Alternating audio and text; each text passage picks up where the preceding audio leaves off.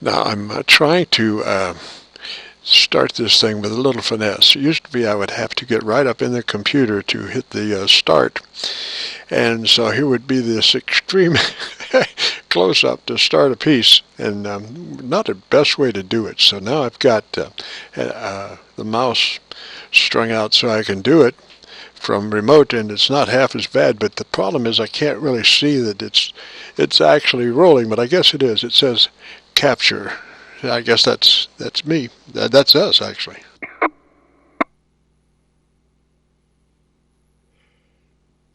All right, JR, start it.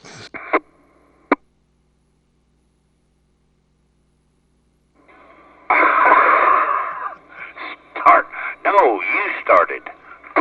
No, you start. Well, we could always start it with your career down in the Bahamas, keeping us safe from all of the spies and military adversaries that you had to protect the country with down there.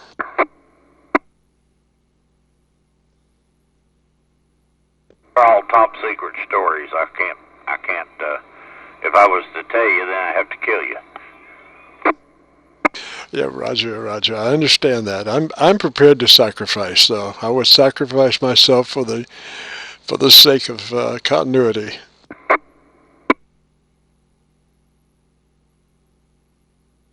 How many years did you serve our country down there?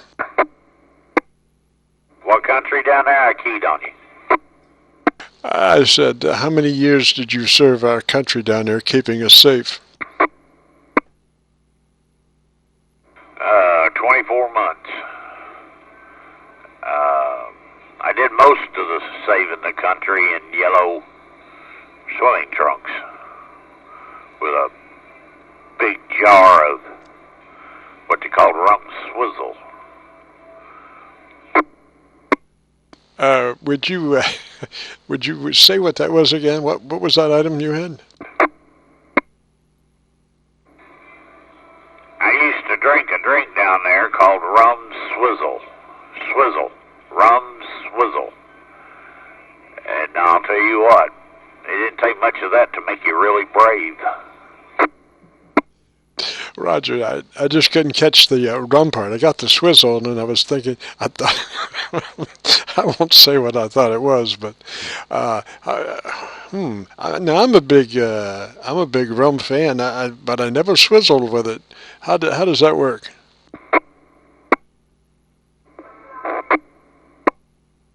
Hey, Kevin, did you say something?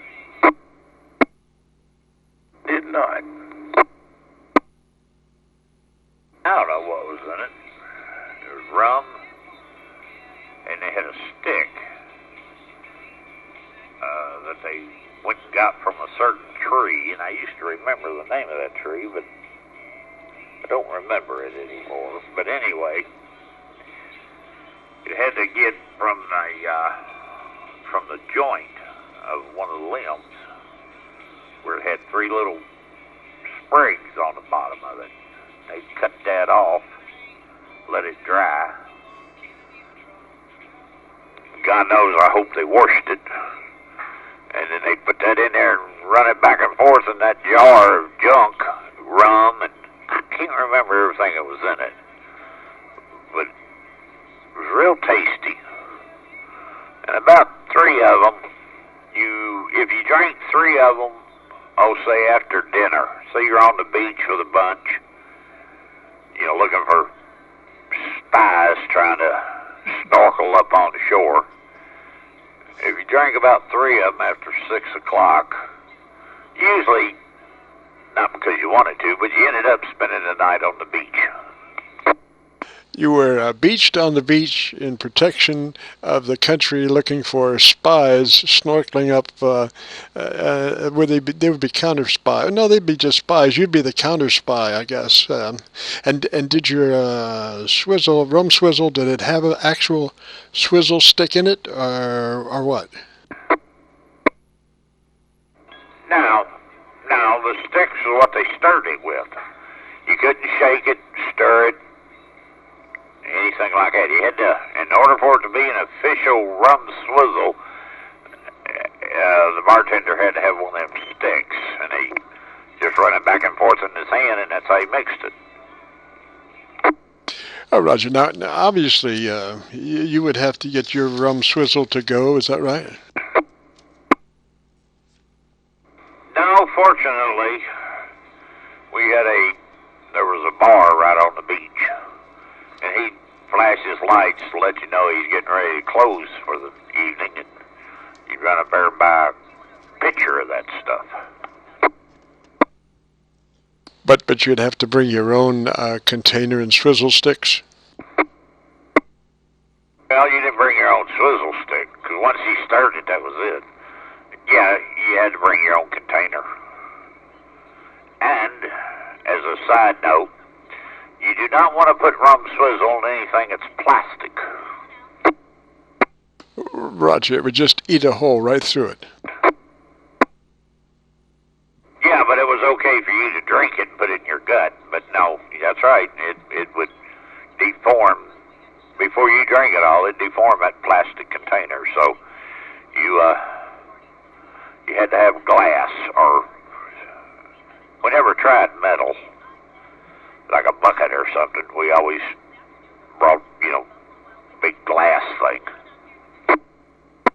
This potion was somewhat akin to a sulfuric acid solution.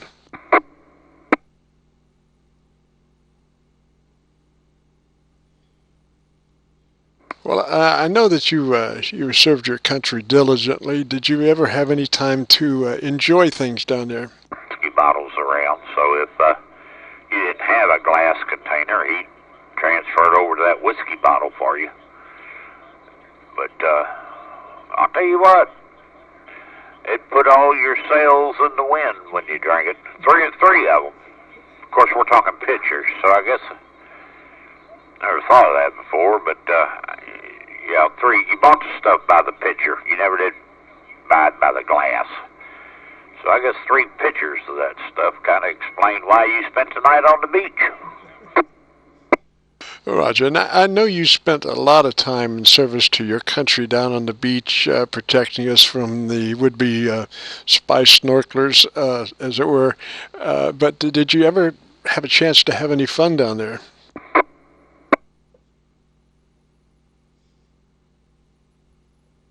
Not really. I was constantly on duty. I was very dedicated to protecting the country and everything, which sometimes got in the way because in the summertime you had over 60,000 tourists, most of them women. It was a big summer place for college girls and office girls that weren't married and stuff, and sometimes they got in your way of doing that. Right. Well, I can see where you would have to have, constant investigations as to what these ladies were about, and if there were any spies amongst them. Oh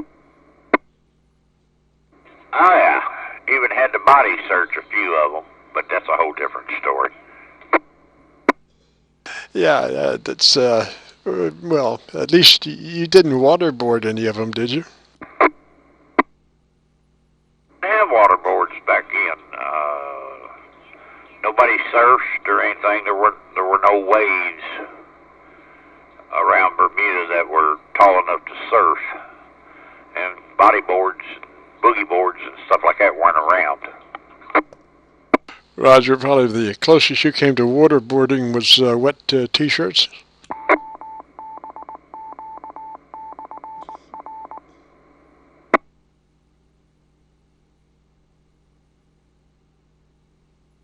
I have to tell you the truth, I don't remember that.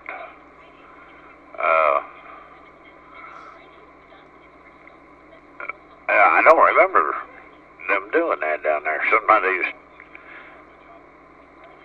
lose their top. Had a lot of that. Had a lot of sunbathing, losing their top. But I don't remember wet T-shirts. Yeah, Roger. imagine. That probably was not one of the highlights down there. I mean, there's much more interesting situations, I guess. And did you ever catch any spies down there, JR?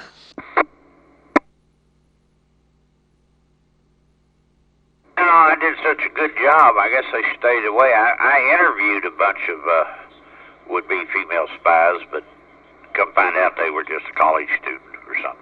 But no, I don't really remember ever catching one. I did catch something down there, but it wasn't a spy. I wasn't going to mention that, but well, maybe we shouldn't anyway. But how long did you train to actually be a spy catcher?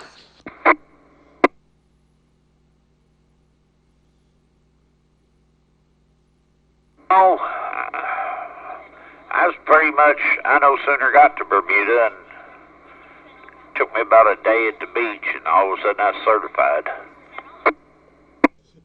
You had all the qualifications just in a cram course there about how to detect foreign spies. And well, again, JR, I want to compliment you on your fine service to the country. And you spent, as you said, 2 years down there diligently chasing those spies, would-be spies, alleged spies, as we want to keep this thing in a proper terminology. And again, thank you, JR, for your splendid service.